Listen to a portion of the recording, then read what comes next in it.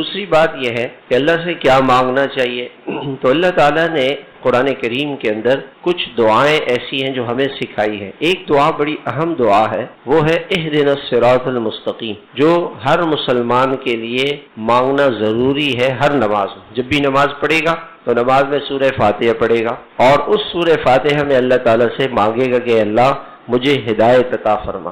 ہدایت کسی کہتے ہیں؟ ہدایت اس کو کہتے ہیں، ہدایت کہتے ہیں رہنمائی کو۔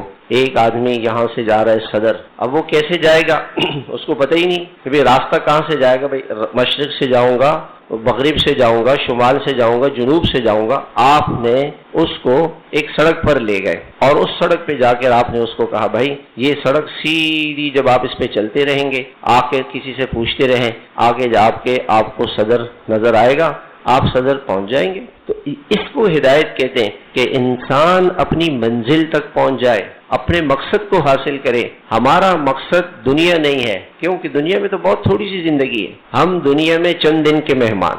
آج کل تو یوں ہو رہا ہے کہ صبح آدمی ہنستا کھیلتا کھاتا پیتا اور شام کو قبرستان، شام کو موت، اور اللہ کے پاس چلا جاتا ہے۔ دنیا مقصد نہیں ہے، دنیا میں رہنا نہیں ہے۔ اگر دنیا مقصد ہوتا تو مقصد تو انسان سے چھینا نہیں جا سکتا۔ دنیا تو اس سے، اگر ایک آدمی نے 100 سال بھی دنیا کمائی، پھر جب وہ مرے گا تو اس سے اس کی دنیا تو چھن گئی۔ تو دنیا کیا مقصد ہے؟ دنیا مقصد نہیں ہے۔ مقصد انسان کا کیا ہے؟ ان الی ربک الرجع وان الی ربک المنتہی ثم الی ربکم ترجعون الی مرجعکم والی المصیر۔ یہ مختلف الفاظ سے اللہ نے انسان کے مقصد کو بیان کیا ہے کہ انسان تجھے اللہ کے پاس جانا ہے۔